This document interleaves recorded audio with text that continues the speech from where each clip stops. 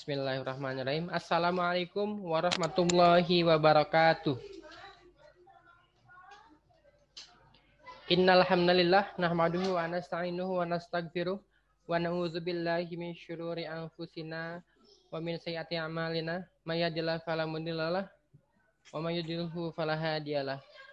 Asyhadu an la ilaha illallah wahdahu la syarikalah wa asyhadu anna Muhammadan abduhu wa rasuluh la nabiyya ba'dah. Amma ba'du.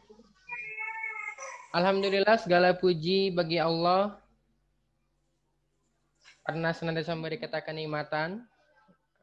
Segala puji bagi Allah karena senantiasa memberi kita rizki yang tidak terhingga, tidak terhitung, tidak terkira. Alhamdulillah, segala puji bagi Allah karena semua yang terjadi tidak serta-merta terjadi, tapi melainkan ada campur tangan Allah Subhanahu wa taala. Salawat dan salam mari tetap kita lantunkan kepada Nabi Muhammad Shallallahu alaihi wasallam, kepada para keluarganya, sahabatnya, dan semoga kita bisa bertemu dengan beliau nanti di hari akhir. Kepada yang terhormat Bapak Syahril Iskandar selaku pengisi materi pada hari ini, dan kepada yang terhormat Bunda Sri Haryati juga sebagai pengisi materi di siang hari ini, dan kepada ayah bunda sekalian yang sangat kami cintai. Perkenalkan, saya Rizky Awalia Nurus Sidik. Insya Allah saya akan memandu acara ini sampai nanti selesai pada pukul 14.50. Terima kasih pada ayah bunda sekalian sudah mengikuti kegiatan kita kali ini. Ini adalah Family Coaching Series yang kedua atau episode kedua. Pengisinya Pak Syahril dan Bunda Sri. Tema yang kita usung pada seri kali ini adalah masih Family Legacy, tema utamanya. Dan tema hari ini adalah menelusuri misi dan nilai-nilai ilahi dalam keluarga. Sebelum lebih lanjut, kita buka acara ini dengan bacaan basmalah bersama-sama. Bismillahirrahmanirrahim. Nah, semoga acara ini diberkahi oleh Allah. Semoga dengan adanya kegiatan ini silaturahim kita bisa semakin erat, bisa semakin kuat, sehingga bisa menjadi keberkahan buat kita semua.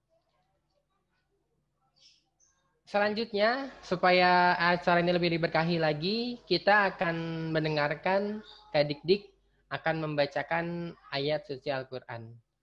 Kak Dik-Dik, mangga dipersilahkan.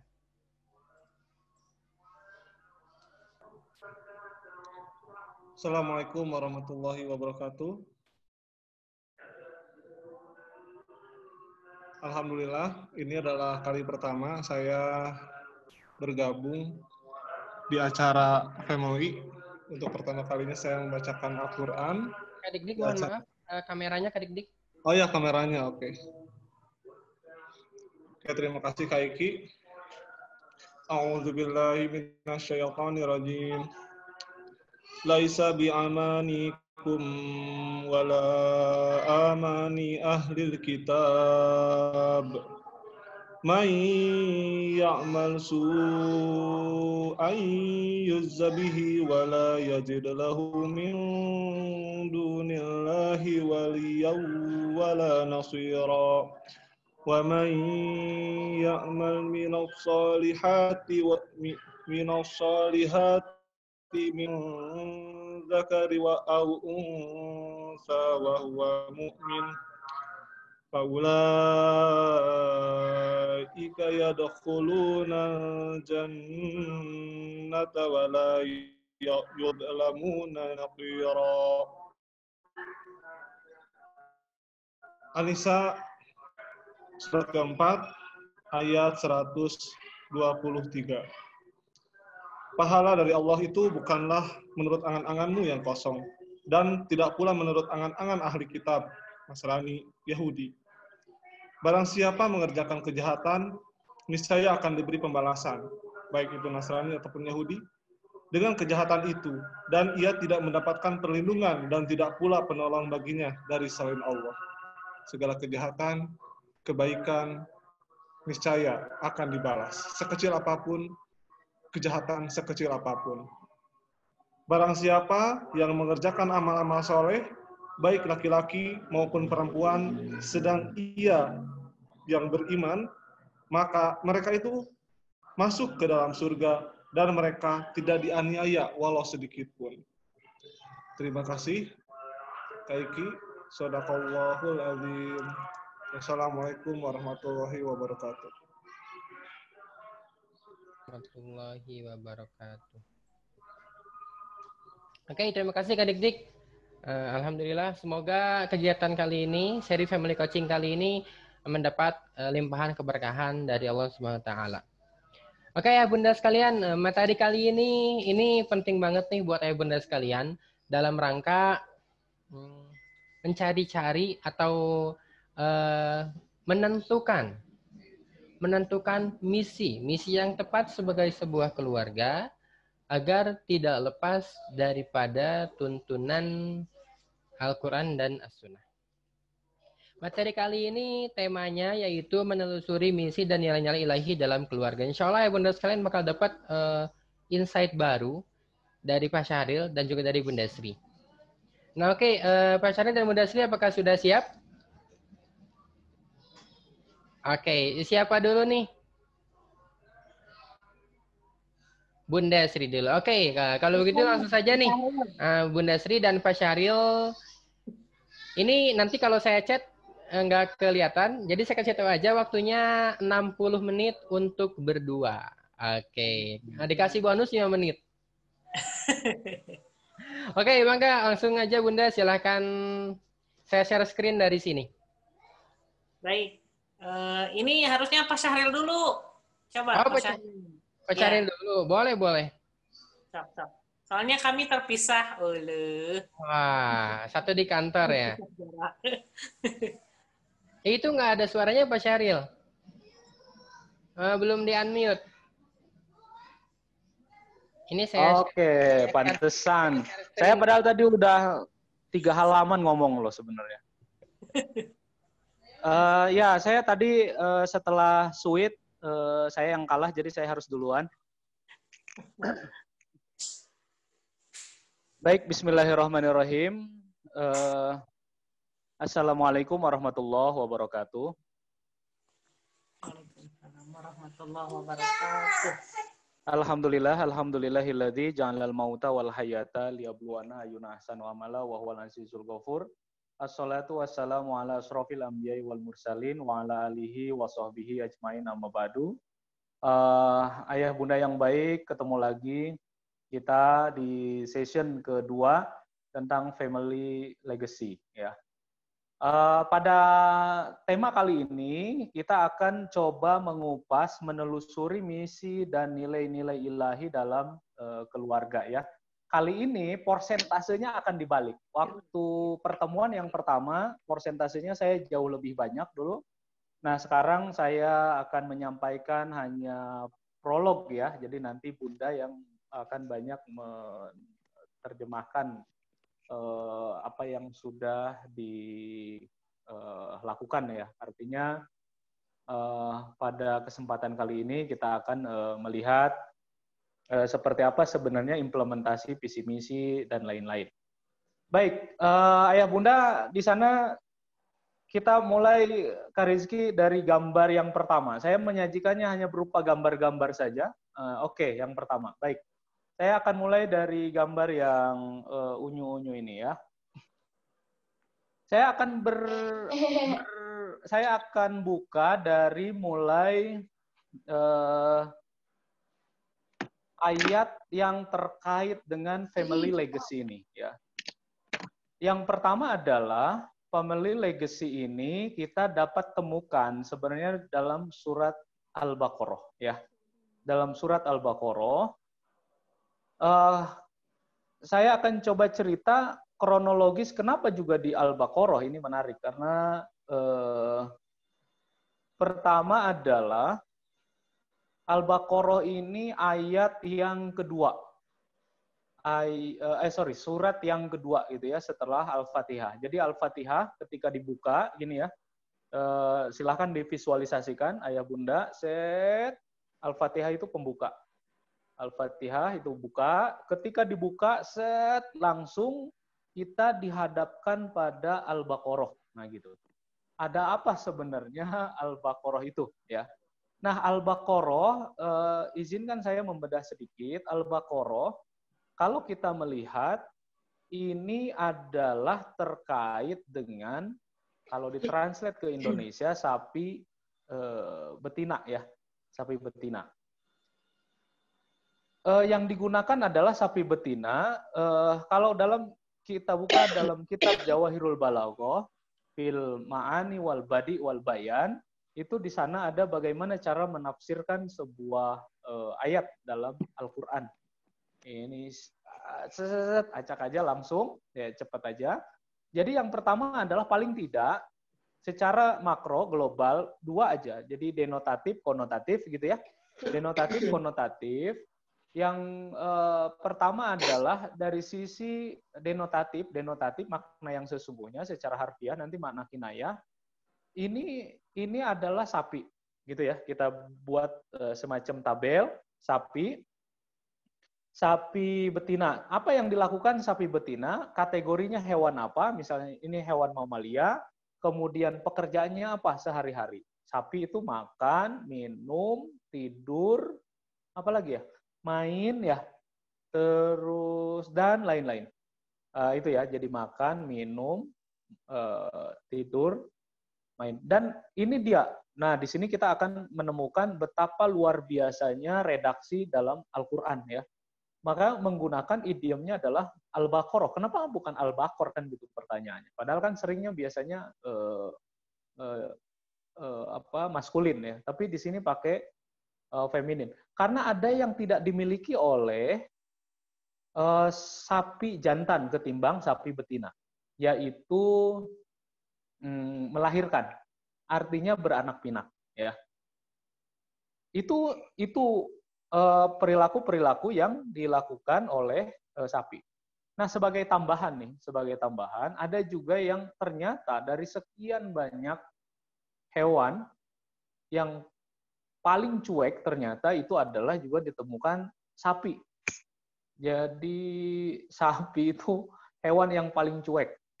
Jadi coba bandingkan dengan burung ya. Burung jarak sekian meter ya kita ketemu naik motor, naik sepeda atau lagi jalan. Burung itu jarak dari jauh aja dia udah ngelihat ada orang jalan, udah terbang dia. Tapi sapi udah hare-hare we, ada mobil lewat nyantai we gitu. Ya saya pernah di daerah Armenia tuh, ini mobil bus yang saya tumpangi berhenti, kirain saya macet karena apa? Ternyata sapi dong lewat gitu, santai tanpa permisi, nyantai gitu. Jadi hewan yang paling cuek. Nah, masuk ke konotatif. Konotatif ini udah berdasarkan value, udah berdasarkan culture ya. Nah, kita kaitkan, ini kan sebenarnya Allah sedang memperlihatkan bahwa ini adalah representasi kebanyakan manusia sebenarnya.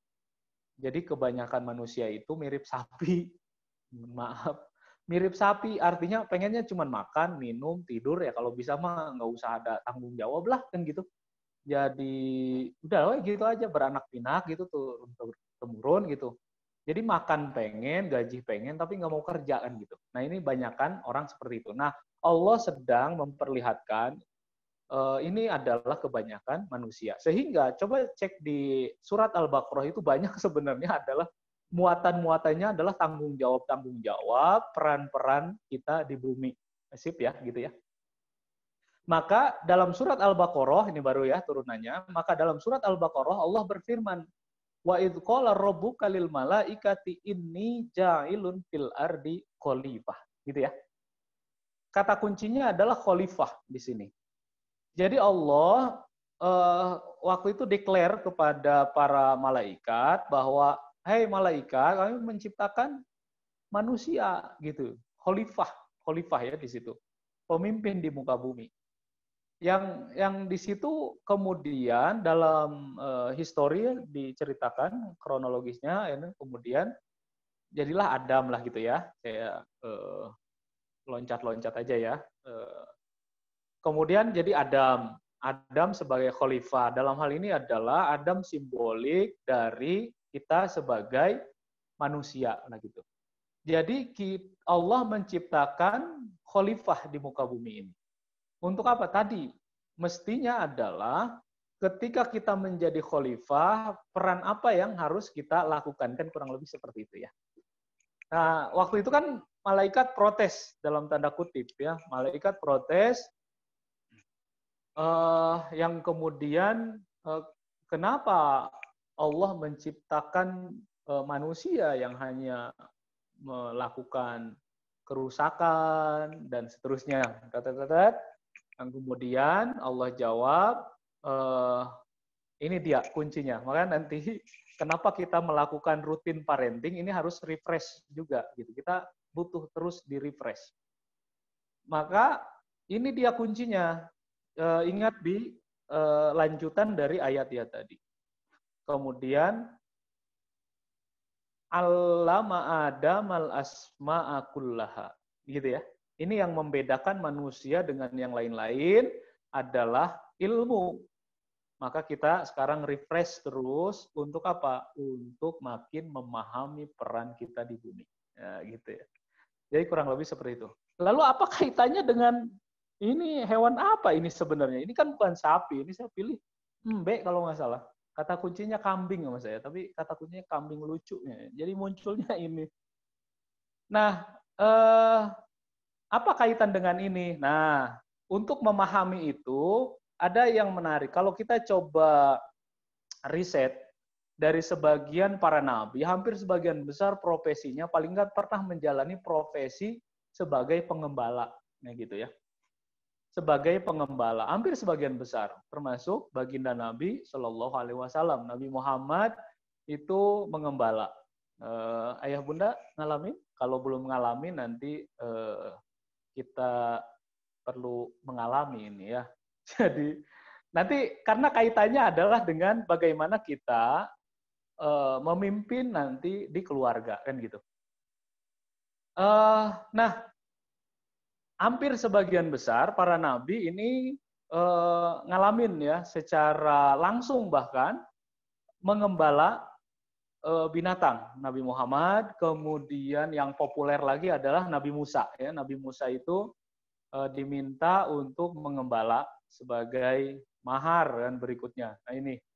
Nah, ini mengembala. Kenapa? Ada hal yang menarik sebenarnya dari proses pengembala.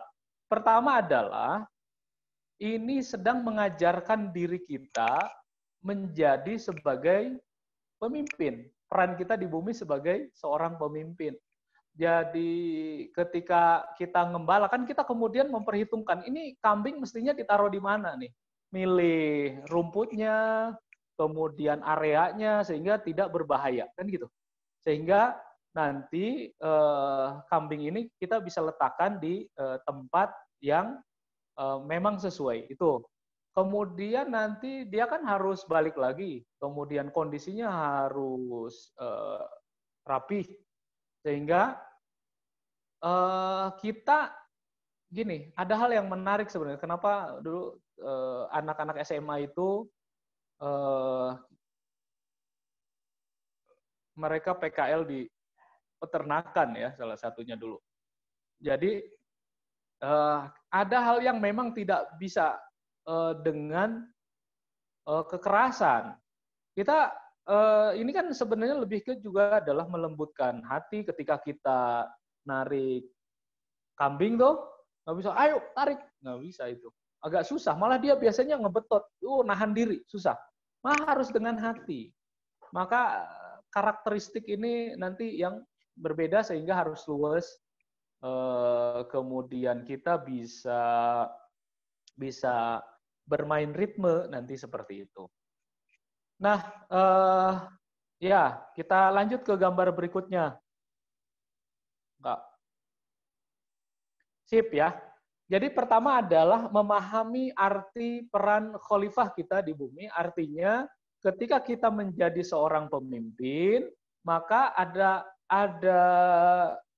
beberapa area yang harus kita pimpin. Pertama adalah diri sendiri, karena dalam diri sendiri, kenapa menggunakan tadi idiomnya juga adalah pemimpin, karena kita besar kecilnya kepemimpinan kita diukur oleh seberapa banyak yang kita pimpin. Kalau berhasil untuk diri, maka nanti spektrumnya akan luas.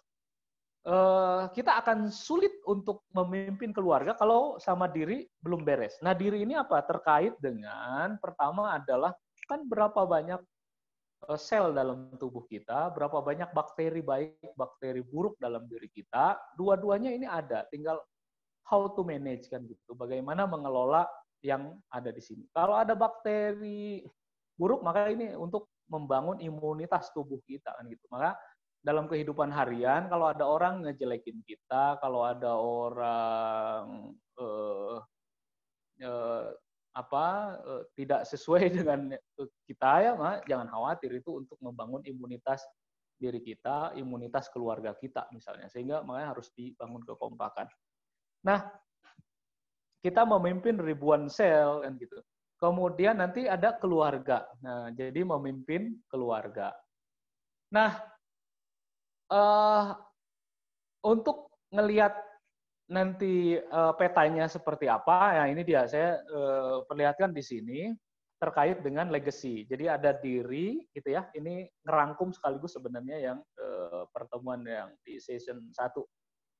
Jadi pertama adalah memahami peran diri, arti hadir di bumi.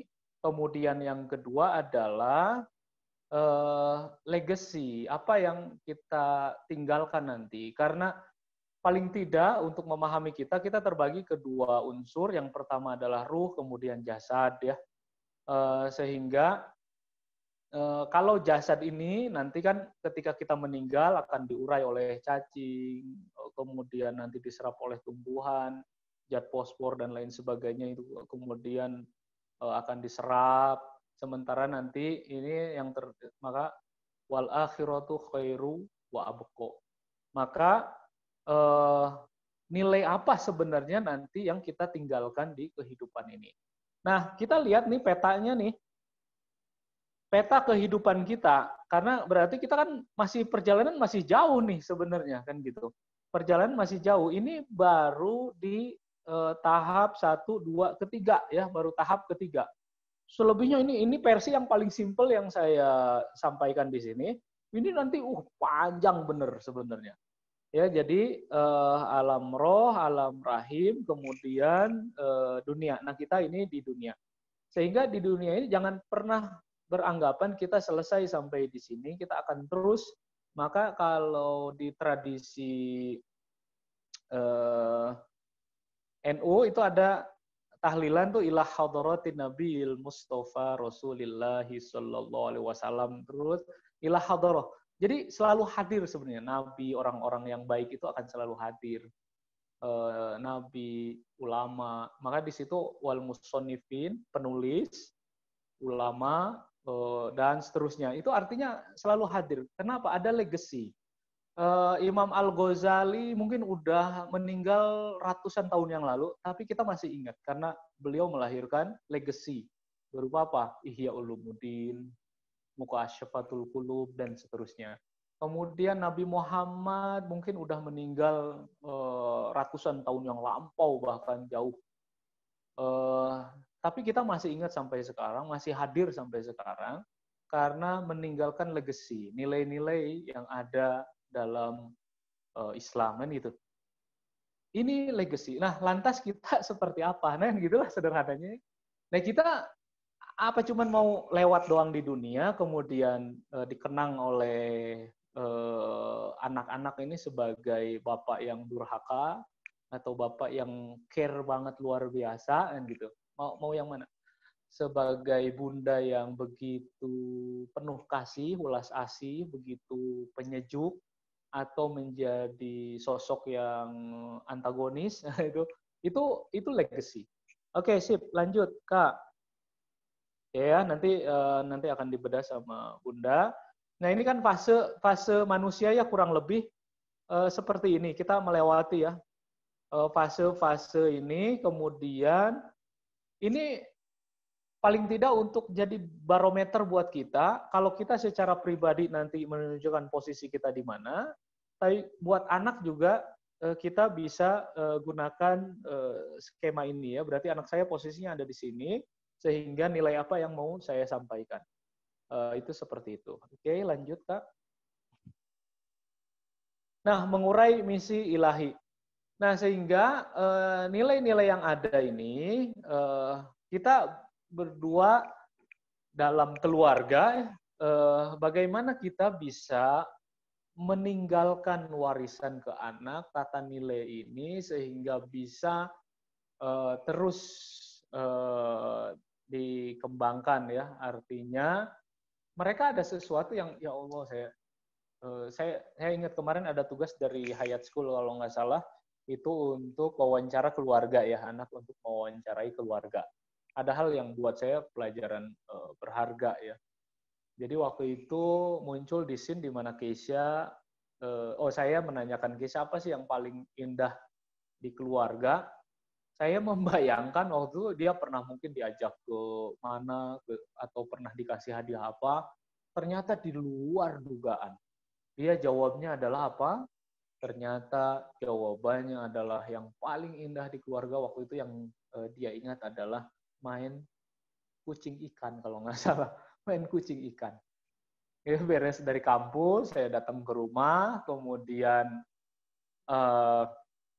ayo kita main kucing ikan.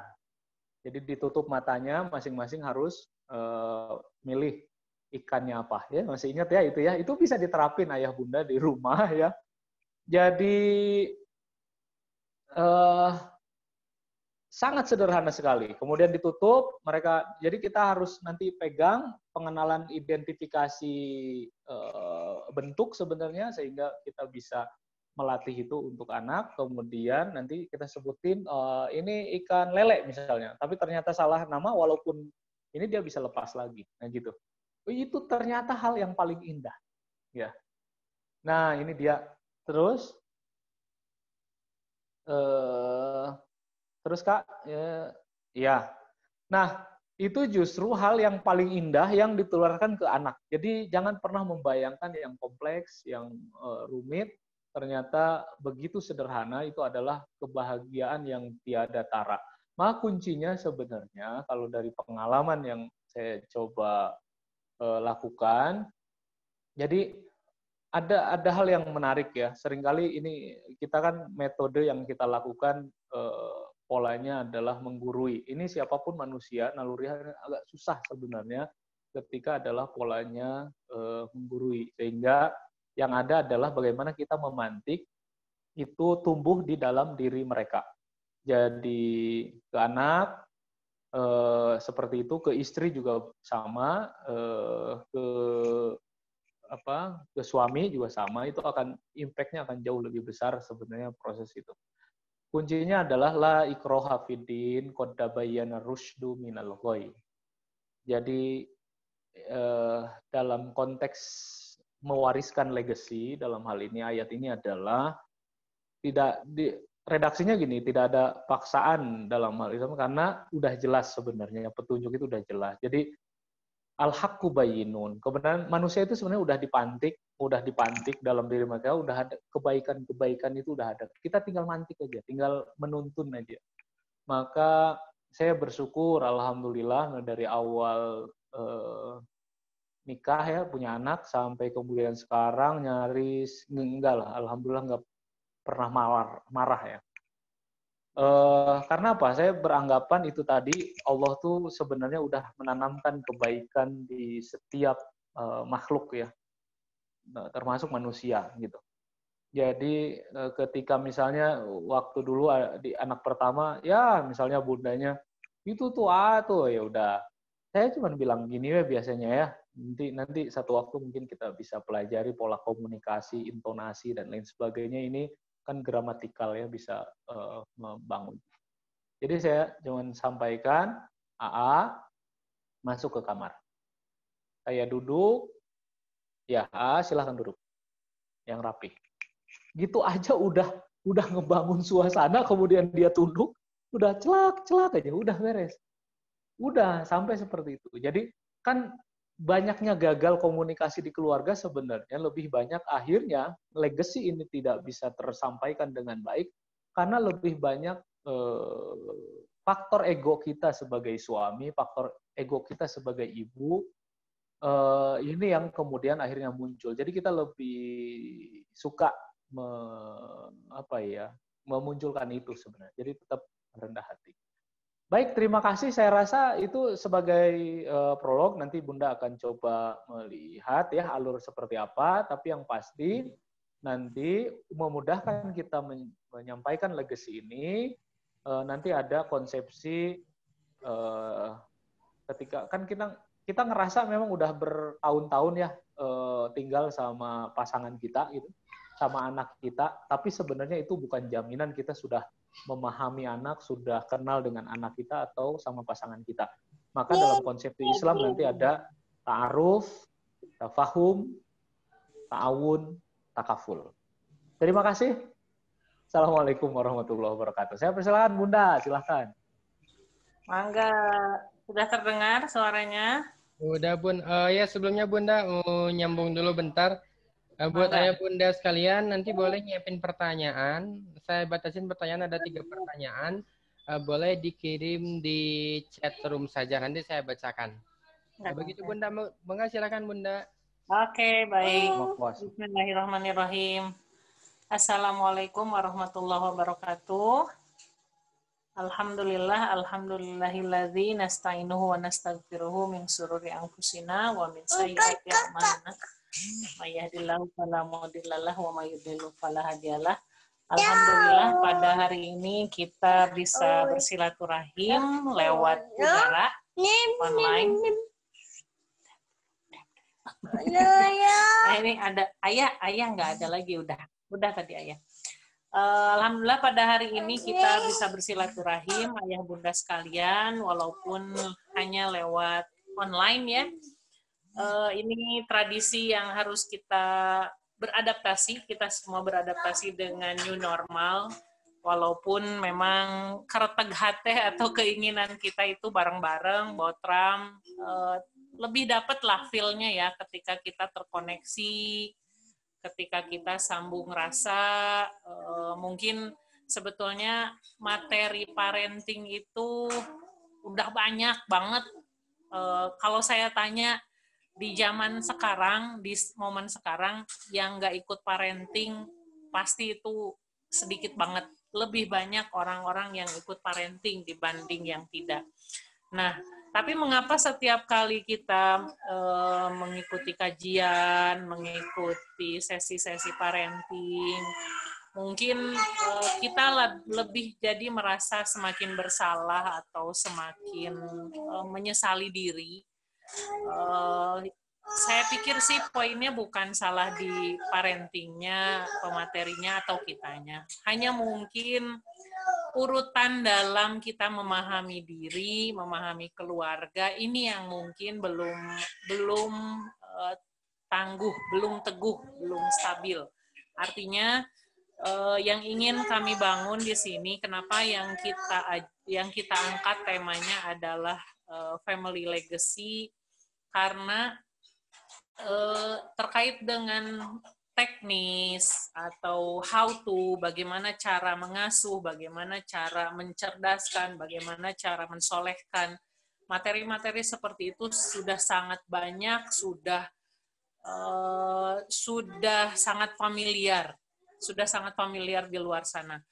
Tapi mungkin yang miss-nya adalah kita lupa konsepsi awal kenapa kita berkeluarga. Apa yang menyatukan kita dengan pasangan. Apa sebetulnya tugas ilahi atau tugas langit atau misi Allah untuk kita sebagai ibu, untuk kita sebagai istri, untuk kita sebagai suami dan ayah. Nah, ini mungkin yang kita lupa. Karena poin pertama dalam membangun legacy adalah kesadaran akan peran kita. Dari kesadaran peran itu, kita bisa menerima seluruh dinamikanya. Artinya, anak rewel, anak keras kepala, anak tidak mendengarkan, anak susah dibangunin, anak nggak nurut, itu adalah hal-hal yang sangat umum terjadi dalam pengasuhan. Sangat mungkin komposisinya 1/1000 lah ya, persentasenya 1/1000 anak yang terlahir langsung soleh, lurus hidupnya sampai gede gitu ya. Tapi selebihnya adalah anak-anak yang memang harus kita bina, anak-anak yang harus kita dampingi, dan mungkin doa terbaik kita adalah meminta petunjuk Allah, ya Allah kuatkan hamba untuk mendampingi, untuk mengingatkan sampai mereka mampu berdiri di atas kaki mereka sendiri. Dan mungkin ini adalah legacy yang sebenar-benarnya. Bukan legasi warisan materi, bukan harta, bukan jabatan, tapi justru kebiasaan-kebiasaan baik yang kita lakukan setiap hari, bagaimana kita merefleksi diri, merelaksasi pengasuhan kita, merelaksasi ketika otot-otot kita ketika kita membersamai anak. Mohon maaf, ini noise. Yang ketiga lagi main. Ya, jadi di Family Legacy ini yang ingin kami kuatkan pada ayah bunda adalah tidak ada yang salah dengan kita terus meningkatkan pemahaman, merefresh pengasuhan, tapi juga tidak otomatis membuat anak-anak kita menjadi baik. Anak-anak kita setelah kita mengikuti parenting, mungkin anak kita tetap rewel. Setelah kita mengikuti kajian, mungkin anak kita tetap harus diingatkan berkali-kali. Mungkin setelah kita parenting, anak kita tetap harus dinasehati panjang lebar. Tapi yang membedakan adalah cara kita merespon. Jadi ketika tidak ada ilmunya, mungkin kita reaktif. Tapi setelah kita tahu ilmunya, kita lebih responsif. Kita lebih melenturkan otot-otot pengasuhan, kita lebih melenturkan ketegangan-ketegangan, merelaksasi, karena apa yang ada di hati kita akan sampai ke hati anak kita dengan sepenuh hati. Nah, itulah sejatinya legacy. Baik, saya teringat satu cerita. Waktu itu putra John Lennon ditanya, Julian, kalau Bunda, ayah Bunda tahu lagu Imagine ya. Nah, itu tentang kedamaian. Nah, kemudian satu saat Julian ini ditanya diwawancarai oleh majalah Time, dia ditanya tentang ayahnya, apa yang secara jujur ditanya, apa yang diwariskan oleh ayahmu, kata pewawancaranya atau reporternya. Kemudian dia menjawab, satu-satunya yang diajarkan dan diwariskan ayah kepada saya adalah bagaimana caranya tidak menjadi ayah. Saya ulang ya. Jadi ketika dia ditanya, Julian ini ditanya, apa sebetulnya warisan ayahmu, John Lennon itu kepadamu? Dia menjawab, satu-satunya yang diajarkan dan diwariskan kepada kepada saya adalah bagaimana caranya tidak menjadi seorang ayah. Artinya apa? Artinya John Lennon ini tidak hadir dalam kehidupan Julian. Dia menyebarkan misi tentang kedamaian tapi tidak menghadirkan kedamaian di hati anaknya. Dia menyebarkan tentang cinta ke seluruh dunia tapi tidak menghadirkan cinta untuk anaknya. Dan mungkin ini banyak cerita, kita banyak mendengar bagaimana anak-anak yang tidak merasakan cinta dalam artian bukan karena kita selalu datang dengan kemarahan. Bahkan mungkin menurut saya kemarahan pun adalah salah satu warisan yang dibutuhkan ketika ketidakpedulian itu lebih besar. Artinya anak tahu bagaimana mengekspresikan. Nah, ini sebetulnya yang ingin kita sebarkan, bahwa legacy itu bukan sesuatu yang mewah dan heboh, tapi kemewahan itu, privilege itu, luxury itu adalah kehadiran kita yang utuh, kehadiran kita secara kualitas waktu, kehadiran kita membersamai anak dengan dinamikanya, bahkan ketika mereka rewel, kita hadir dan mendampingi, bahkan mungkin respon paling negatif pun adalah respon yang paling diharapkan oleh anak kita, begitu.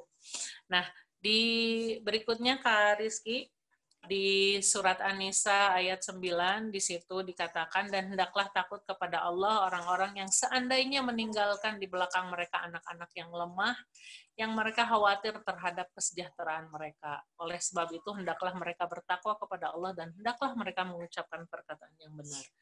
Ketika kita mencoba memperluas pemahaman apa sebenarnya anak-anak yang lemah dalam konteks ini menjadi luas. Dari awal mungkin lemah iman, lemah secara fisik, lemah fitrah sosial, lemah fitrah emosi, lemah fitrah spiritual. Dan ini mungkin yang terus kita gaungkan, yang terus kita ingin kuatkan pada ayah bunda, bahwa kehadiran kita step by step, menit demi menit, detik demi detik, dikala mereka rentan, dikala anak-anak rapuh, dikala anak-anak rewel, itu sebetulnya kehadiran kita adalah penguat bagi mereka. Dan harapannya ketika nanti mereka menjalani peran berikutnya sebagai suami, sebagai ayah, sebagai istri, sebagai ibu, mereka sebetulnya sedang mempaste semua yang kita lakukan saat ini kepada mereka. Gitu. Jadi apapun yang kita lakukan itu pasti akan masuk di alam bawah sadar, dan itu menjadi sebuah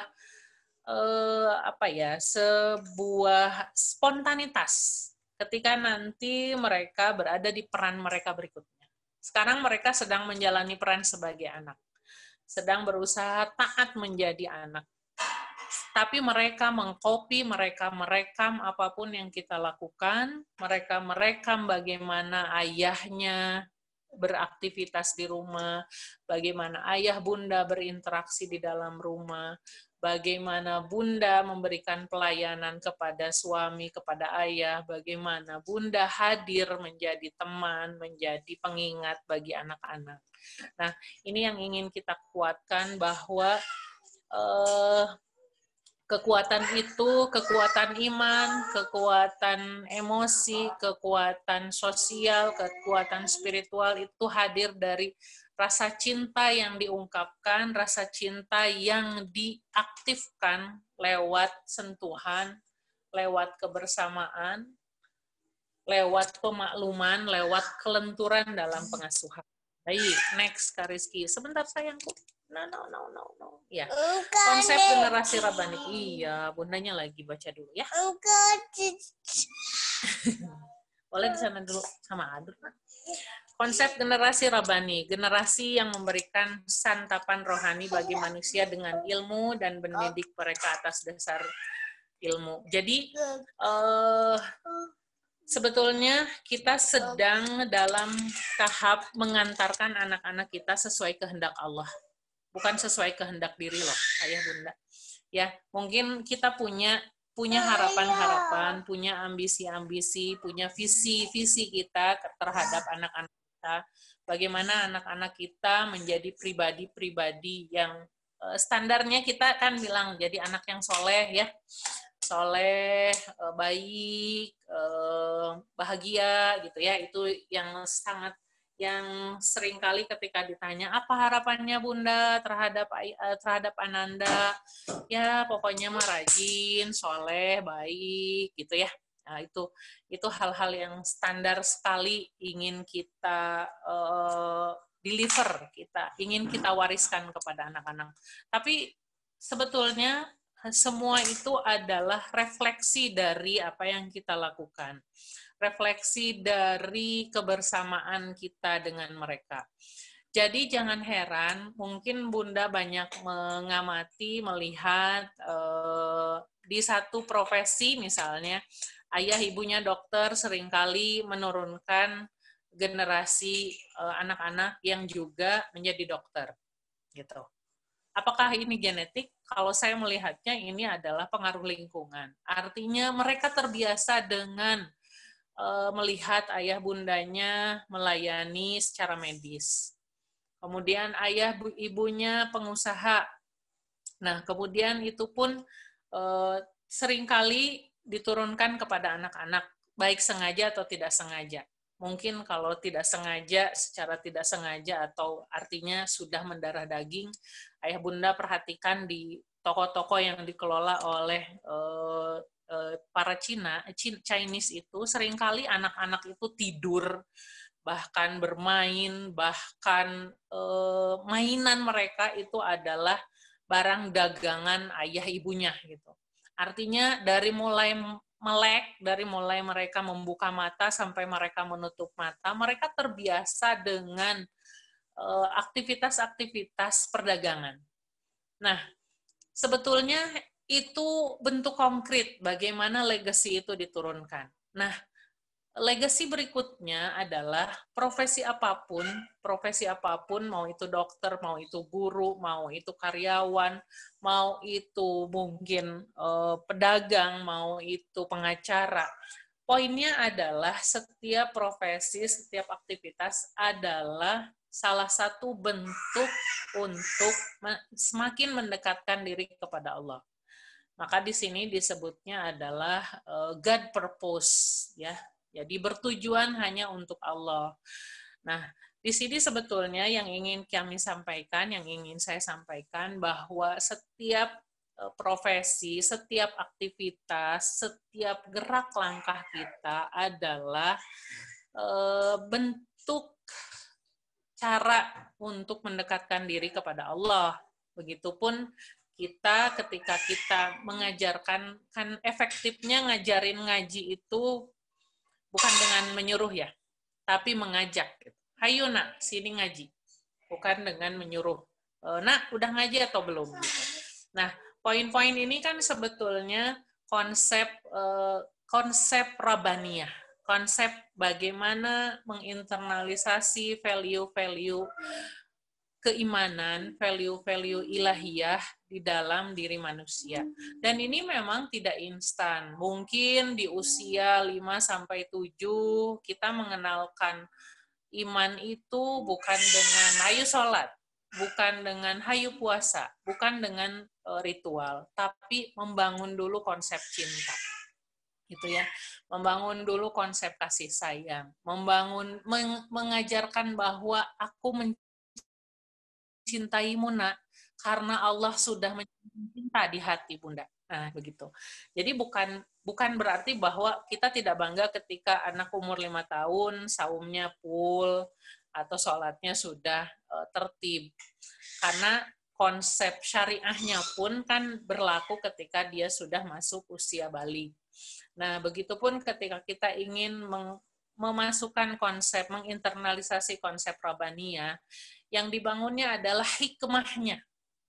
Hikmah dari iman, hikmah dari Allah menciptakan langit, hikmah dari Allah menciptakan bunga, hikmah dari Allah menciptakan api, hikmah dari Allah menciptakan tangan, nak, gitu ya. Untuk anak 5 tahun mungkin konsep-konsep yang masuk itu adalah ketika kita bisa memasukkan unsur-unsur ilahiyah di dalam hal-hal yang konkret yang mereka terima.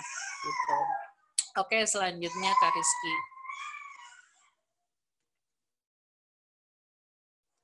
Konsep generasi Rabbani, the main purpose adalah generasi ilahiyah, membangun purpose mindset bahwa anak-anak kita mengikuti purpose Allah. Nah, ini mungkin sesuatu yang sangat abstrak, bahkan untuk kita semua. Seringkali kita mungkin overlap atau bercampur antara ini ambisi saya atau ambisi pasangan atau sebetulnya misi Allah. Seringkali pembedanya adalah mungkin di hasil akhir. Artinya gini, seringkali ketika kita memasukkan anak di dalam satu konsep pembelajaran, kita bertanya hasilnya apa. Nah, dalam konsepsi God purpose, kita diminta benar-benar untuk tawakal, hanya bersandar kepada Allah. Yang kita perlu kuatkan adalah, ya Allah, apapun yang Engkau niatkan untuk hamba dan anak hamba memohon itulah yang terbaik, dan berikan hamba kekuatan. Dan ini saya ingat banget doa ini yang saya perkuat ketika dulu saya harus mengkoneksi kembali hubungan saya dengan anak pertama, anak sulung. Fakih ya, Bunda pasti udah kenal. Nah, ketika dulu ya seringkali anak pertama itu adalah korban korban kejahilan ayah ibunya, atau saya lah ibunya gitu ya. Bundanya belum tuntas masalah emosionalnya, dikasih beban tanggung jawab, tiba-tiba hadir dengan ambisi-ambisi pribadi. Dan di sana seperti membengkokkan kayu yang kaku gitu, akhirnya patah, akhirnya hubungan kami merenggang gitu ya. Nah, saya teringat sekali ketika satu momen di mana saya menarik anak saya dari sekolah formal, terus saya seperti ditampar, dan satu doa saya hanya begini. Waktu itu sebetulnya masalahnya sepele loh Bunda. Masalah di anak-anak itu sebetulnya kalau saya pikir-pikir ulang ya, jahil seorang ibu dulu, sepele, susah dibangunin, susah makan gitu ya, susah mandi, susah diingetin gitu. Hal-hal yang sebetulnya harusnya bisa merelaksasi, tapi ternyata karena fokusnya pada ambisi diri, akhirnya itu tidak terpenuhi gitu. Nah, akhirnya di satu kesadaran saya berdoa, ya Allah, kalau misalnya saya harus mengingatkan anak saya akhirnya, karena awalnya saya selalu berdoa, ya Allah, tolong solehkan anak saya. Ternyata itu doa yang sangat berat sebetulnya. Akhirnya saya merubah doa saya, ya Allah, kalau saya harus mengingatkan anak saya sampai dia dewasa, sampai dia mandiri, tolong beri saya kekuatan untuk bisa mengingatkan dengan semangat gitu. Nah, mungkin entah kenapa dari doa itu saya jadi lebih rileks, saya ngingetin aja tanpa berharap apapun gitu ya. Tapi bebeakan ngingetinnya, maksudnya tuh seoptimal mungkin mengoptimalkan diri mengingatkan.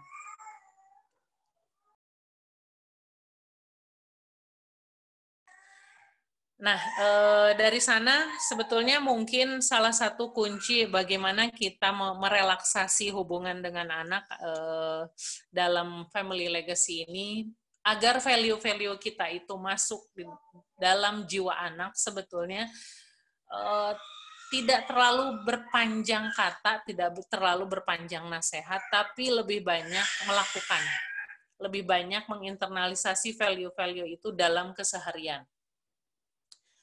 Oke, next Kak Rizky. Ini yang gede udah tidur. Yang gede udah tidur. Oke. Nah, seperti diungkapkan sebelumnya, tahapan dalam membangun legacy ini itu tidak serta-merta. Diawali dengan ta'aruf, kita mengenal. Jadi ketika seorang anak Allah titipkan dalam diri kita, kan kita sebetulnya belum benar-benar mengenali mereka. Kita belum benar-benar memahami, tafahum ya, benar-benar belum memahami. Bahkan kemudian sampai pada poin ta'awun, kita pun belum benar-benar bisa melakukan itu. Ini adalah proses panjang sehingga kemudian sampai di tahap takaful, saling roroyongan kalau bahasa Sunda mah, bergotong royong, saling mengingatkan, saling menginspirasi, mungkin ya bahasa sekarang, saling menjadi motivator untuk anak juga memotivasi kita, melihat kebaikan-kebaikan, menginfluence anak influencer itu begitu ya, menginfluencing anak dengan kebaikan-kebaikan itu tidak serta-merta, tapi ada tahapan-tahapan yang itu memang prosesnya panjang. Dalam konsep pengasuhan fitrah itu dikatakan bahwa 15 tahun pertama itu bertahap, dari mulai 0 sampai 6 tahun, itu mungkin tahap kita mengenal. Sama seperti ketika seorang bayi terlahir, dia tidak serta-merta mahir mengelola keinginannya. Pasti ada tahap kita mengenali, ini teh nangisnya nangis karena lapar, nangis karena kedinginan, nangis karena pup, nangis karena pipis. Itu butuh waktu. Begitupun mereka menjadi seorang anak, dari mulai berbaring, tengkurap, duduk, merangkak, rarambatan, berjalan, itu kan ada tahapannya. Nah, proses alamiah yang tumbuh kembang ini sebetulnya adalah juga representasi dari proses representasi dari proses bagaimana kita menginternalisasi nilai-nilai rabbaniyah, nilai-nilai rububiyah, nilai-nilai keluarga dalam diri anak kita. Tidak otomatis ketika misalnya anak tidak otomatis ketika anak diajarkan sholat, apakah kemudian langsung menjadi terbiasa untuk sholat? Apakah kemudian langsung sadar untuk sholat? Nah, ada proses panjang, kemudian ada tahapannya, maka lahirlah proses-proses bagaimana setiap rentang usia itu memiliki hak dan kewajiban. Haknya terpenuhi, maka kewajiban pun akan muncul. Ketika kebutuhannya terpenuhi, maka dia pun akan terpesona dengan cahaya kebaikan-kebaikan dari orang tuanya. Selanjutnya, Kak Rizky. Sama dulu ya. Kakang. Kakang. Sama dulu ya. Iya. Dalam tahapannya yang perlu diperkuat adalah membangun koneksi.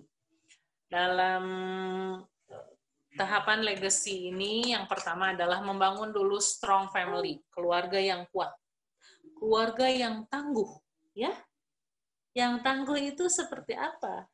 Ya, keluarga yang tangguh itu secara internal dia memiliki kekuatan, memiliki bonding, kelekatan yang baik, ya. Memiliki bonding yang erat antara, yang pasti adalah antara ayah dan ibu gitu. Kalau pasangan kita adalah belahan jiwa kita, itu memang untuk saling melengkapi. Dan pasti memang datang dari kutub yang berbeda gitu ya. Karena kalau sama, itu nggak seru. Kalau sama, itu ya mungkin dinamikanya tidak terasa. Mungkin di awal-awal pernikahan itu akan terasa ya, konflik karena punya ego masing-masing, punya perbedaan masing-masing.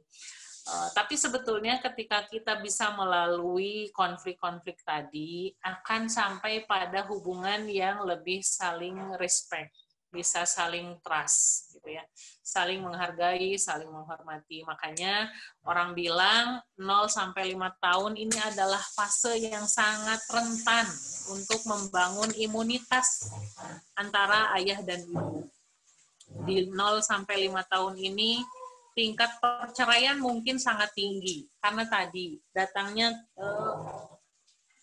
keinginannya adalah ingin sama gitu ya, sama seperti anak TK kalau temennya punya mainan dia pengen beli yang sama gitu.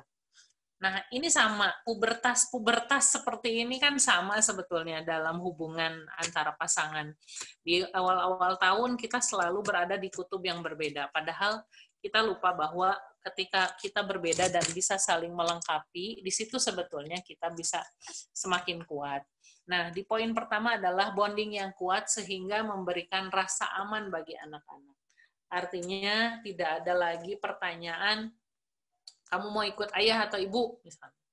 kamu mah ada anak ayah, makanya jadi begini. Nah, tidak ada hal-hal seperti itu sehingga anak mempersepsi bahwa tidak hadir rasa aman dalam rumah itu karena tidak menjadi satu kesatuan. Ayah dan bunda selalu berada di kutub yang berbeda. Ketika ibu tegas, ayah terlalu santai, itu juga mungkin membingungkan anak-anak. Membingungkan dalam artian tidak terjadi kerjasama sehingga ya alamiahnya manusia adalah mencari dukungan atau mencari orang yang bisa memfasilitasi keinginannya. Memberikan rasa nyaman bagi semua anggota keluarga. Nah, pertanyaan di bawah, apakah suasana rumah penuh kedamaian atau penuh pertengkaran?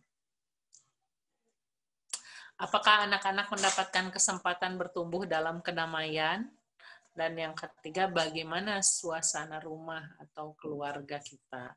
Nah, ini mungkin pertanyaan-pertanyaan kontemplatif sifatnya ya, yang bisa menjawab itu ayah dan bunda, atau bisa sebetulnya sesekali kita bertanya pada anak, menurut kamu, menurut teteh, menurut AA, menurut kakak, menurut adik, bunda itu kayak gimana sih? Gitu ya.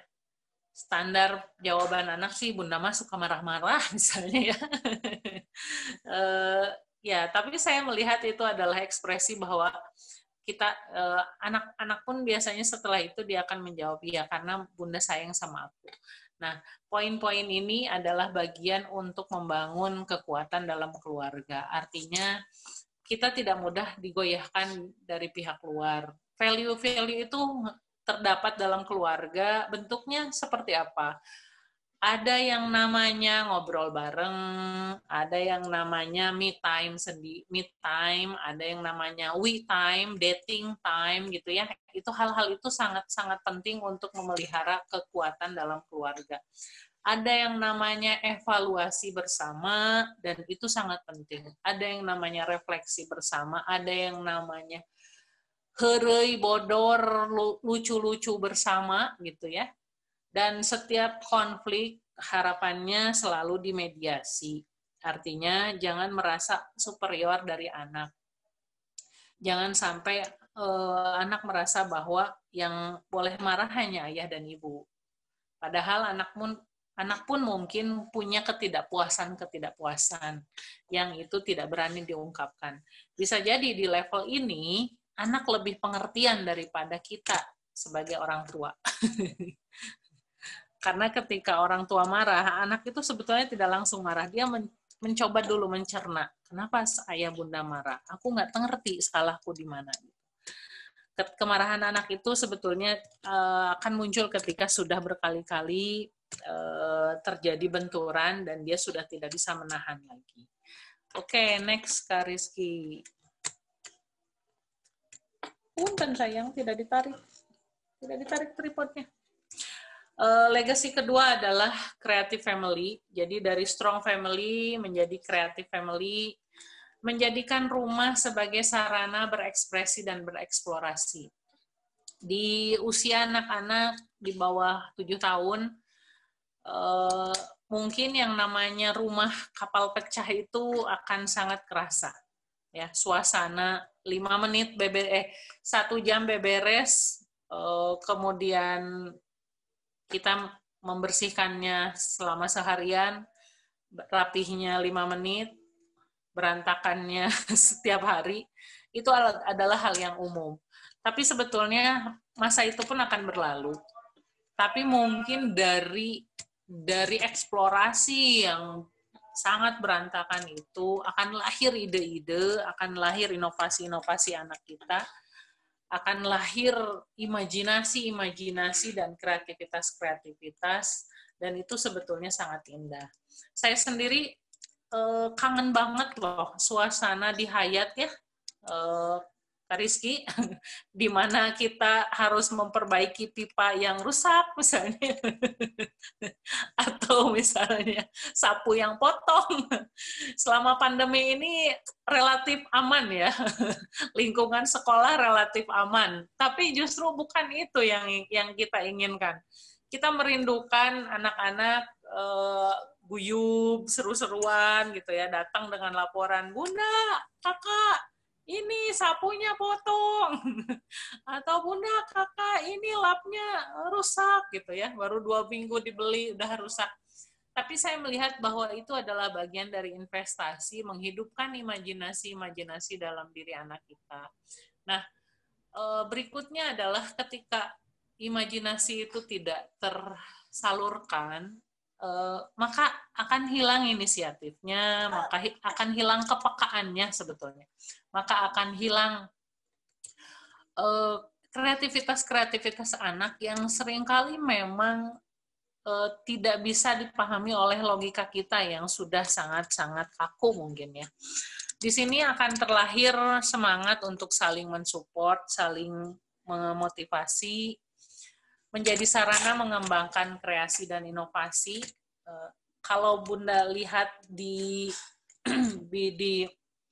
Silicon Valley itu ya, Steve Jobs atau Mark Zuckerberg, mereka mau mulai inovasi-inovasi itu dari rumah sebetulnya gitu, dari garasi, dari kosan kecil, dari kamarnya, dari lotengnya. Memang ada ruang-ruang di mana anak bebas mengekspresikan dirinya, mengeksplorasi dirinya. Dan itu bertahap. Mungkin di usia 0 sampai 7, seperti di rumah saya, tidak ada tembok yang bersih. Karena semuanya dicoreti oleh kakang gitu ya. Tapi sebetulnya dia sedang berimajinasi. Nah, saya sudah bisa lebih rileks mungkin ya. Mungkin itu yang perlu kita lakukan adalah merelaksasi. Karena itu ternyata tahapan itu semuanya bagian dari proses belajarnya seorang anak. Kemudian selanjutnya masuk di usia 7 sampai 10 sudah bisa dibangun pengertian. Di situ kita sudah bisa memasukkan konsep agile family, keluarga yang sigap. Di setiap ruang adalah ruang untuk mengekspresikan. Ruang keluarga adalah ruang untuk bercengkrama, ruang tamu adalah ruang untuk mengajarkan etika, ruang teras adalah ruang mengajarkan sosialisasi dengan tetangga gitu. Kamar adalah ruang untuk membangun individualitas dan ego, memberikan privasi, memberikan penghargaan, penghormatan, kepercayaan.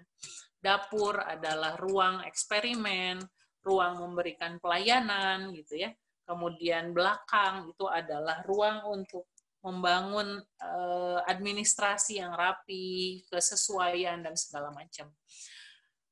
Di sanalah sebetulnya rumah menjadi sumber energi dan produktivitas, karena kenangan-kenangan indah itu hadir dari dapur sebetulnya ya, hadir dari makanan, hadir dari kelekatan, hadir dari kebersamaan, dan mungkin kekonyolan-kekonyolan itu hadir dari sana sebetulnya. Nah, yang perlu kita lakukan adalah belajar merelaksasi, lebih santai mungkin menghadapi semua itu. Begitu. Selanjutnya, Kak Rizky, legasi yang ketiga. Legasi yang ketiga adalah peran sebagai Abdullah dan peran sebagai khalifah. Ini yang paling utama dalam diri manusia, bahwa kita semua diutus untuk beribadah kepada Allah. Disinilah peran kita untuk menerapkan konsep cinta ilahi. Jadi tidak kenapa konsep ibadah ritual itu mulai dikenalkan di 7, kemudian mulai diberikan konsekuensi di 10, karena yang harusnya kita lakukan tahapannya adalah membangun dulu cinta, membangun dulu girohnya, membangun dulu agar anak terpesona bahwa Allah itu indah, bahwa Allah itu maha hebat, bahwa Allah itu maha memberi kasih sayang. Pesonakan dia dengan cerita, pesonakan dia dengan kasih sayang, pesonakan dia dengan diskusi-diskusi, obrolan-obrolan indah tentang Allah. Maka kemudian ada tahap untuk mengajarkan ritual ya. Di 7 diperkenalkan, di 10 kenapa ada jeda 7 ke 10, di 10 baru diberikan konsekuensi. Artinya kalau dalam bahasa Jerman mah bebeakan tuh ngajarkeun anaknya gitu ya. Bebeakan tuh ngajakna. kita tuh mengoptimalkan cara nggak untuk mengenalkan Allahnya? Kita tuh udah mengoptimalkan strategi nggak mengajak dia untuk sholat misalnya? Karena di sanalah proses panjang, proses yang nanti akan menginternalisasi anak-anak kita sehingga anak-anak kita mampu menjadikan itu keteladanan ketika nanti mereka siap menerima tugas. Tauhidullah menjadi Abdullah, produktivitas yang memberi manfaat kepada orang banyak. Nah, produktivitas ini adalah potensi-potensi kebaikan, aktivitas-aktivitas yang dilakukan bersama. Dan ini momentum yang indah sekali untuk ayah bunda mengamati, mengobservasi sifat-sifat baik apa saja yang ada dalam diri anak, aktivitas-aktivitas apa saja sih yang membuat matanya berbinar, kegiatan-kegiatan apa saja sih yang membuat dia terus ngomongkeun gitu ya, membicarakan. Nah, kita akan melihat antusiasme-antusiasme anak-anak dari bagaimana cara bahasa tubuhnya, bahasa nonverbalnya, matanya yang bersinar gitu ya. Dan di sanalah sebetulnya kita bisa menjadi observer, menjadi fasilitator, menemukan peran terbaiknya lewat karir-karirnya, menemukan kebermanfaatannya lewat hal-hal yang dia sukainya, kemudian tempatlah dia untuk melakukannya secara berulang, melakukannya dengan tuntas, melakukannya dengan fokus, sehingga dia sampai pada bab menjadi khalifah fil ard. Selanjutnya Kak Rizky.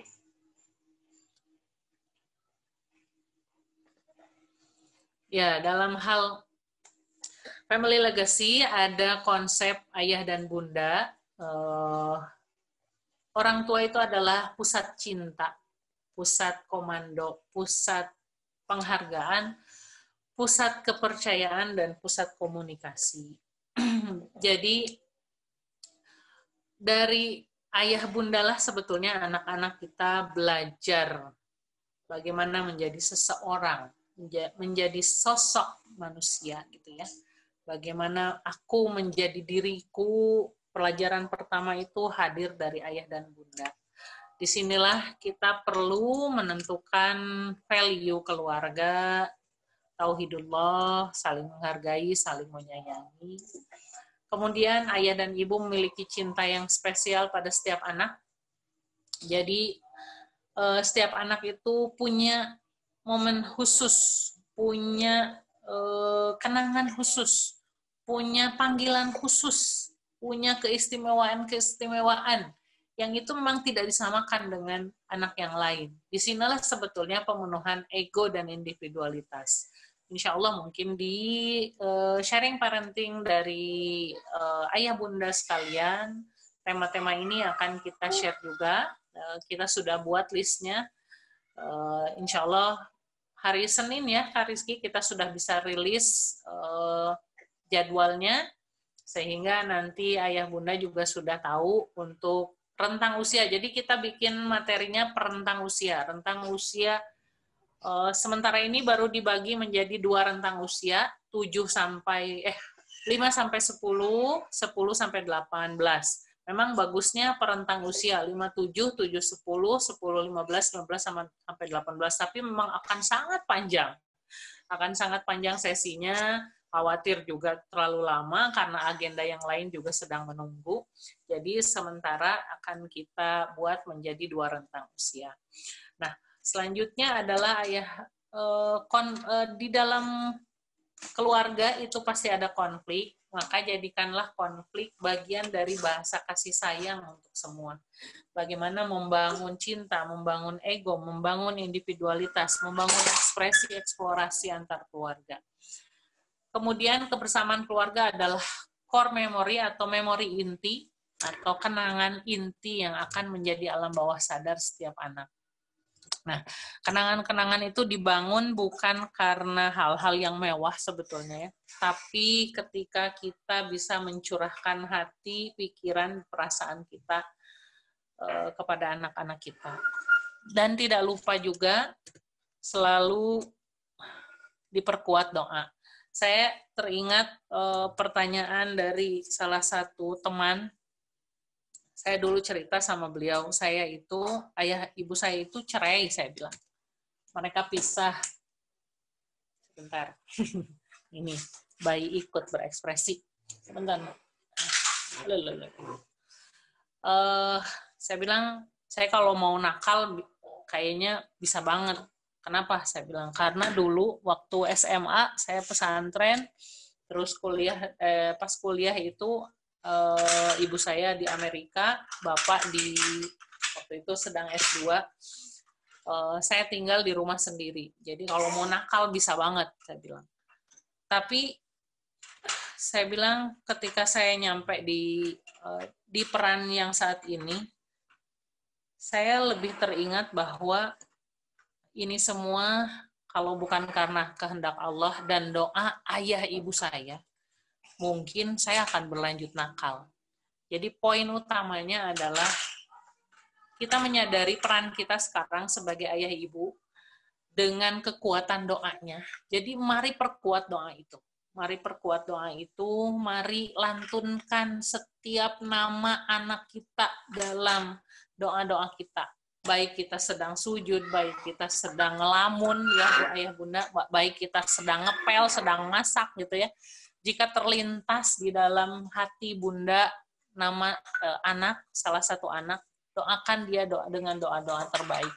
Ya Allah, solehkeun, ya Allah, mudahkeun, ya Allah, luruskan hatinya, bukakan hatinya, dan mungkin doa-doa yang penuh rintihan dan dengan ketulusan itu yang akan mengetuk pintu langit sebetulnya.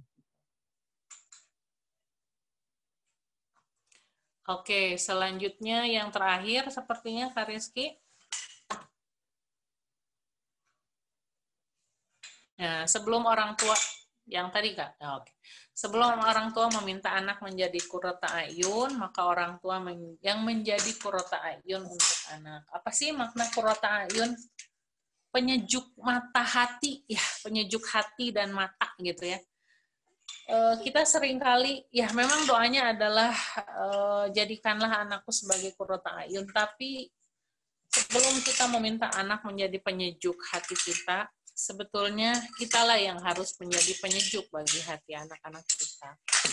Sehingga kehadiran kita itu dinantikan, dirindukan ketika mereka pulang meminta kita, mereka pulang pada pelukan kita, mereka pulang pada kelembutan, kehangatan kita, atau masakan-masakan yang kita sajikan gitu ya.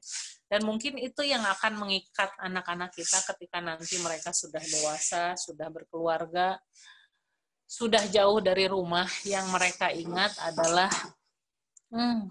ingat nggak masakan mama?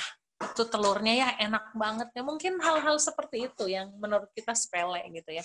Padahal sebetulnya ketika itu disajikan dengan cinta, mungkin itu kenangan-kenangan itu yang akan mengikat anak-anak kita untuk pulang ke rumah, membawa cucu-cucu kita. Robbi habli minas solihin, maka kencangkan doa ikhtiar maksimal menjadikan Robbi ja'alni minas solihin. Sebelum kita meminta anak-anak yang soleh, maka mintalah agar kita menjadi anak-anak yang soleh. Sebelum doa-doa birrul walidain, maka optimalkan tuntunan sebelum tuntutan, koneksi sebelum koreksi. Adek, mau kemana, Dek? Tuntunan sebelum tuntutan, koneksi sebelum koreksi, agar doa anak-anak terwujud dan terkoneksi ke arsy. Allahumma gfirli wali walidayya warhamhuma. Nah, kalau kita potong ya doanya, sebetulnya ini doa yang luar biasa. Gitu. Ya Allah, ampunilah dosaku dan dosa orang tuaku, dan sayangilah aku seperti aku dibesarkan. Adek. Sebentar Kak Iki. Ya, si adiknya kabur.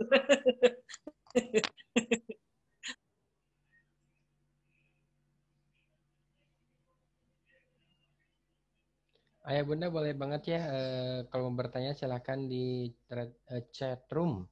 Insya Allah bentar lagi Bunda Sri selesai ya Bun.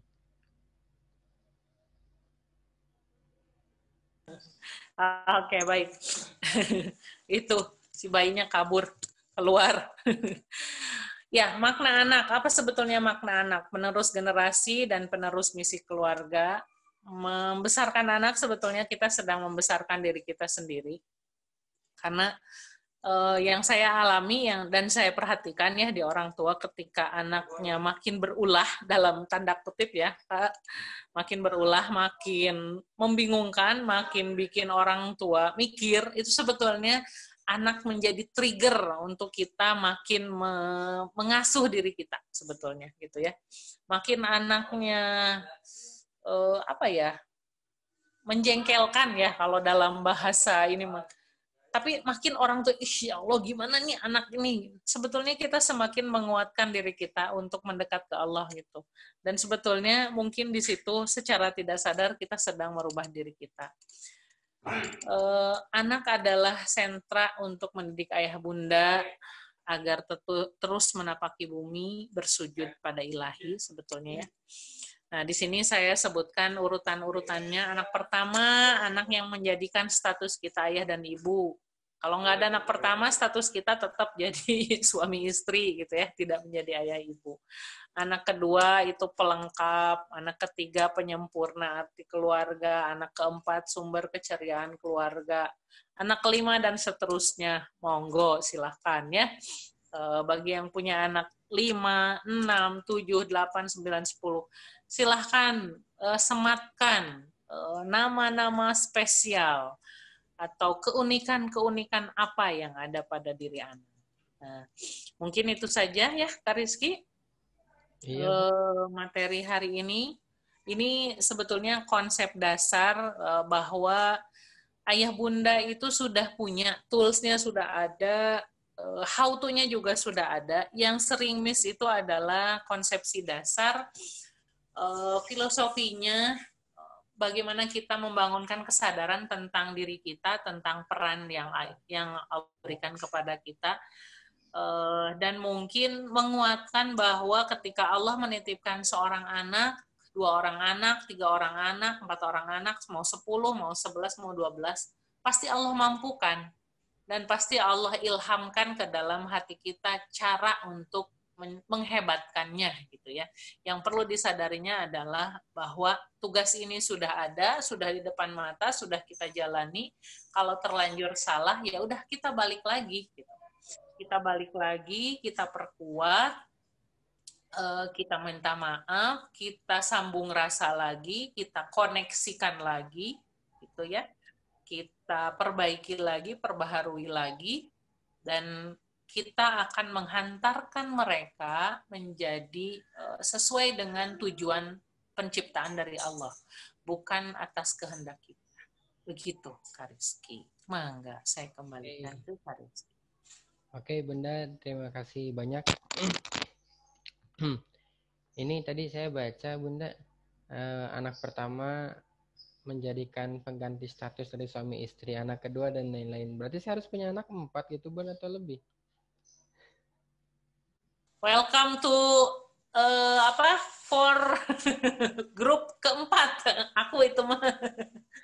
Oke, ayah bunda sekalian, monggo silahkan boleh menyampaikan pertanyaan. Insya Allah nanti akan dijawab. Insya Allah waktu kita masih cukup panjang, ada 20 menit dan 15 menit untuk tanya jawab. Monggo ayah bunda sekalian. Boleh disampaikan di chat room. Atau kalau mau langsung menyampaikan via speaker audio boleh saja.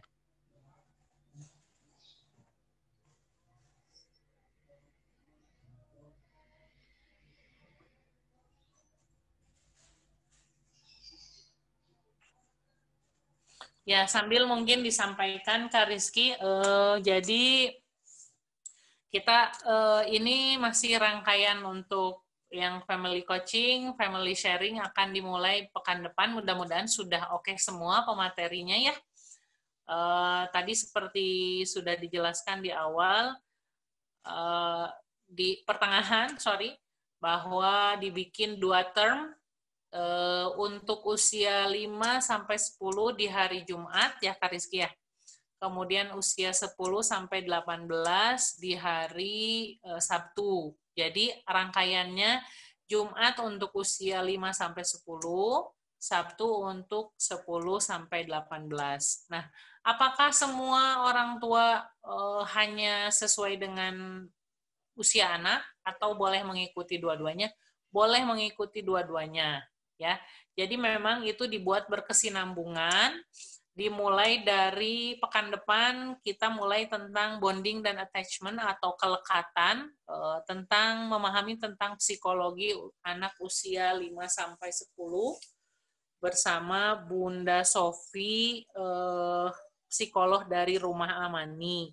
Jadi beliau salah satu orang tua di Hayat juga yang nanti insya Allah akan sharing tentang tema bonding dan attachment di usia 5-10 di hari Jumat, Sabtu usia 10-18, bagaimana membangun atau merekoneksi hubungan dengan anak usia remaja atau usia awal akil balik gitu ya.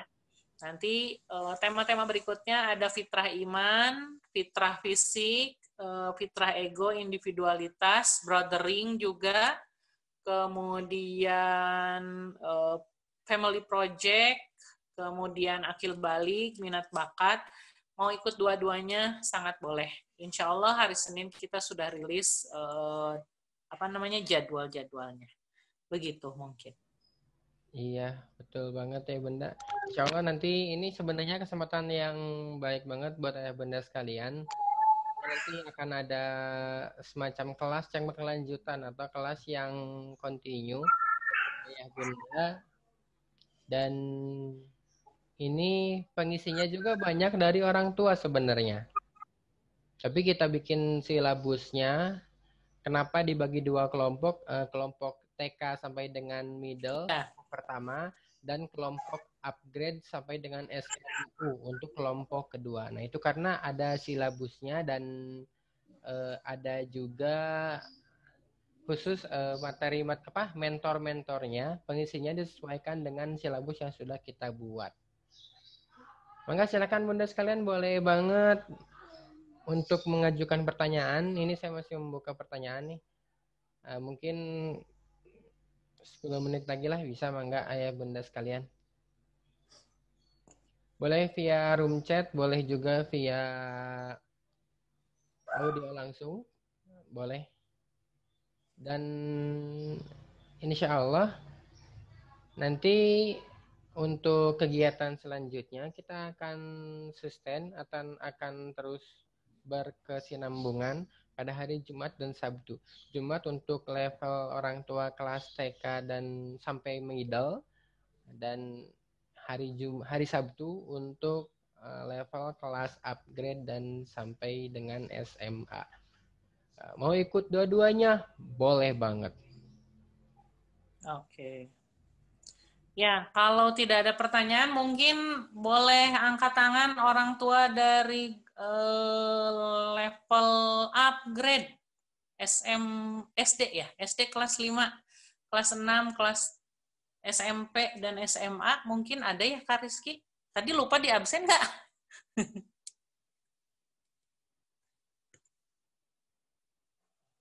Kak Rizky di mute tuh, belum dibuka.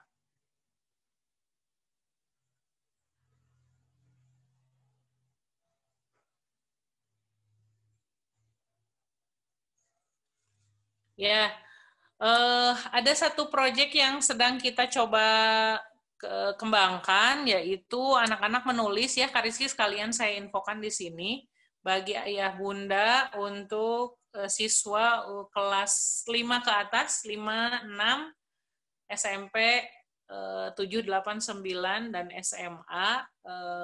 Rencananya kami bekerja sama dengan Bu Suci dan Juragan Artikel akan menerbitkan buku kumpulan karya tulis anak-anak. Jadi ini memang penerbit minor, jadi harapannya ini akan menjadi portofolio untuk anak-anak nanti sebagai catatan atau rekam jejak karya mereka, pengalaman selama berada di Hayat School. Nah, bentuknya nanti anak-anak akan didampingi untuk menulis. Jadi ini memang kelas pengembangan minat bakat setelah kelasnya animasi kemarin.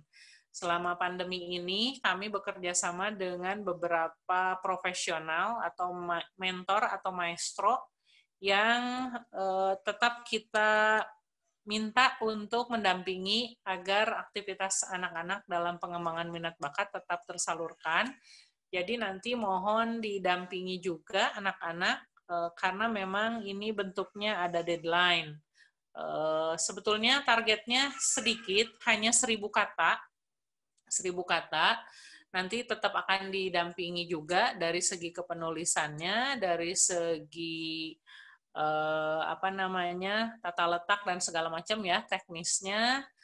Insya Allah kalau memang bagus, memang rapi, akan dicetak, kemudian ayah bunda Ananda juga boleh ikut memasarkan produknya begitu. Ini keunggulannya apa? Keunggulannya adalah melatih anak-anak, yang kedua anak-anak punya dokumentasi karya, ketiga untuk bahan portofolionya anak-anak untuk mengembangkan karya kalau nanti misalnya memang ada anak yang punya bakat untuk terus meneruskan kepenulisan. Jadi nanti bisa menjadi portofolio ketika mau mengembangkan kepenulisan di penerbit mayor. Begitu Kak Rizky ya. Mangga Kak Rizky, silakan. Saya kembalikan ke Kak Rizky. Apalagi ya, ada pengumuman-pengumuman lagi Kak Rizky?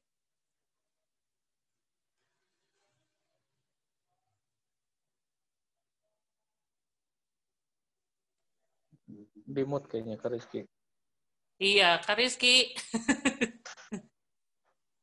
Kak Rizky Ada Pak Syafril, kirain Bapak nggak ada. Saya menyimak, Bu. Oh, menyimak, Pak. Kagum sama Ibu tuh. Tadi ke close ini, tadi ke close. Oke, nggak muncul chatnya, ada yang chat kayaknya tadi, nggak apa deh kalau gitu. Gimana Bunda, mau kita tutup aja nih? Kalau sudah tidak ada informasi atau yang mau di-share tentang camping, sudah oke, Kak Rizky?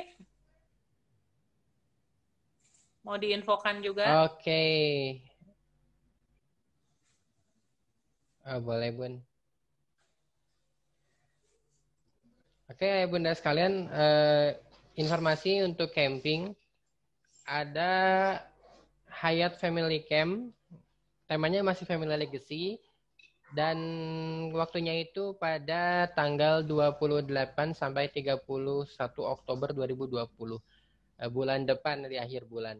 Dan ini waktunya sepertinya pas dengan libur panjang. Tapi Bunda sekalian tenang saja, campingnya tidak 4 hari berturut-turut. Ayah Bunda hanya 1 hari, artinya hanya 1 malam. 2 hari 1 malam, karena nanti akan bergiliran campingnya. Berhubung dengan kita kondisi masih pandemi juga, jadi kita bikin skema bergilir. Akhirnya selama 4 hari itu 3 malam bergilir per kelompok kelas ya. Dibagi 3 kelompok nantinya. Terus selanjutnya camping ini sebenarnya sifatnya tidak wajib. Kita open trip. Bunda sekalian boleh ikut bergabung. Kalau ternyata ada tidak memilih kita untuk pergi camping atau di rumah aja gitu, boleh banget, nggak masalah, nggak ikut juga. Jadi ini tidak wajib. Tapi kami sih berharap Bunda sekalian bisa ikutan. Karena sebenarnya camping ini salah satu hal yang ditunggu oleh anak-anak. Terutama anak-anak yang masih pengen main-main, lari-lari. Ini tempatnya emang enak banget. Insya Allah di Kampung Jeep. Di Kampung Jeep ini nanti dekat dari Hayat School di Desa Melatiwangi. Ke atas dikit lah, dari Cinangka ke atas. Begitu mungkin. Terus ya, sudah ya. Berarti mangga silakan untuk sudah, kalau gitu Bunda sekalian. pertanyaan atau misalnya kenapa tetap diadakan camping, sebetulnya ini lebih ke tidak wajib tadi ya, batasannya adalah tidak wajib, bentuknya open trip, dan ini hanya untuk bagian dari natural terapi sebetulnya. Natural terapinya anak-anak merelaksasi, makanya memang dibikin beberapa seri, artinya nanti bentuknya tetap sesuai dengan protokol. Di sana pun kita bikin berjarak, agenda pun sebetulnya benar-benar untuk merelaksasi saja, biar anak-anak juga tidak jenuh. Yang memang yang kami sangat concern adalah selain kesehatan tentunya adalah kesehatan psikis anak-anak. Mungkin dengan kondisi seperti ini, banyak yang sudah merasa bosan dan segala macam, itu pun jadi pertimbangan buat kami mengadakan. Jadi bentuknya hanya open trip, jadi mangga yang mau hayu, yang enggak pun enggak ada masalah. Seperti begitu ya Kak Rizky ya. Kalau sudah, tidak apa-apa kita tutup.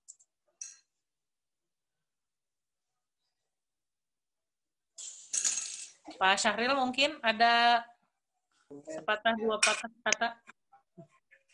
Cukup ya, rasa tinggal ya tadi ya, jadi struktur legacy ini bisa tersampaikan dengan baik ya, sebagai melalui 4 tahapan tadi: ta'aruf, tafahum, ta'awun, takaful ya. Sehingga kita boleh jadi tadi sama-sama bareng-bareng, tapi belum itu jaminan bahwa kita sudah memahami sebenarnya. Maka pahami dengan baik. Karena setelah pemahaman itu muncul, maka lahirlah kita baru bisa saling ta'awun, saling bekerja sama ya. Sehingga kita dengan istri, dengan anak bisa kerjasama, kemudian baru takaful ya, saling menanggung beban masing-masing akhirnya gitu. Jadi itu keindahan yang luar biasa, esensi yang sesungguhnya dalam hidup, sehingga kita menjalani keluarga dengan nikmat dan penuh keindahan. Saya rasa itu sebagai closing statement. Terima kasih, Kak Rizky. Oke, kita foto dulu kalau gitu Bunda. Foto dulu sebentar nih, habis itu monggo ya Bunda sekalian dinyalakan kameranya. Kita akan foto dulu nih. Ini banyak yang mau ikutan. Maaf. Kita foto dulu, habis itu kita tutup acara ini. Semoga ya, cukup deh azan asar sebentar lagi, 10 menit lagi. Oke, Bunda sekalian, monggo silakan dinyalakan kameranya. Oke.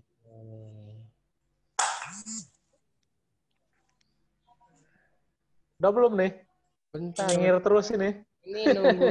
Bentar, nanti dikasih aba-aba. Ini lagi dimintain nyalain dulu. Benerin kerudung. Hai bayi. Sini bayi. Nah, kalau nyala sebenarnya enak dari tadi ya. Cuma 4 dari tadi ya. Ada Bunda Dika. Halo, pakai akun kantor ini, mohon maaf, ini namanya ternyata waduh, akun premium gabungan koperasi. Aduh, sambil biasa damel. Sama saya Bu, dumbbell juga. Iya, sama. Gimana tuh Pak ini teh? Belum di rumah-rumah aja ini teh. Ini juga saya pakai akun Hayat Televisi Bu, saya di tempat kerja soalnya. Oh, itu mah wajib Kak Iki mah. Oke. Udah belum Kak Iki nih, udah ini bedaknya masih udah ada yang garing nih, giginya nih udah garing. Iya. Pak Sigit, Pak Dadan, Bu Hani, Bu Fani, ini Bu Amalia dan Bu Amelia Utami. Tapi sudahlah, kita ya udah sekarang. yang ada aja. Mungkin lagi bebedak. Oke, ini kami ininya jauh juga. Pindah dulu deh. Oke, apa sih Kodak apa? Oke, 3, Mana print screen? Kak Iti. Kenapa nggak ketemu? Oh, ini ada print screen. Oke. 3, 2, 1. Cheese. Nah, kayaknya udah. Cek dulu. Udah ya. Ya, tolong dicetak ya, yang bagus. Mau difigurain nih. Bentar, Oke, masih. terima kasih Santai. Nuhun Bu Ibu. Makasih semuanya. Punten, Oke. assalamualaikum. Salam. Mak Nah, Emil. Nah. udah ada nih. Bunda Yuni. Oke. Mangga silakan ya Bunda sekalian. Terima kasih. Semoga kita bisa bertemu lagi nanti di hari Jumat dan hari Sabtu di minggu depan. Saya tutup dengan bacaan hamdalah. Kita tutup Alhamdulillahirabbil alamin dan doa kafaratul majlis. Subhanakallahumma wa bihamdika asyhadu an la ilaha illa anta astaghfiruka wa atubu ilaik. Assalamualaikum warahmatullahi wabarakatuh. Waalaikumsalam warahmatullahi wabarakatuh. Di sini.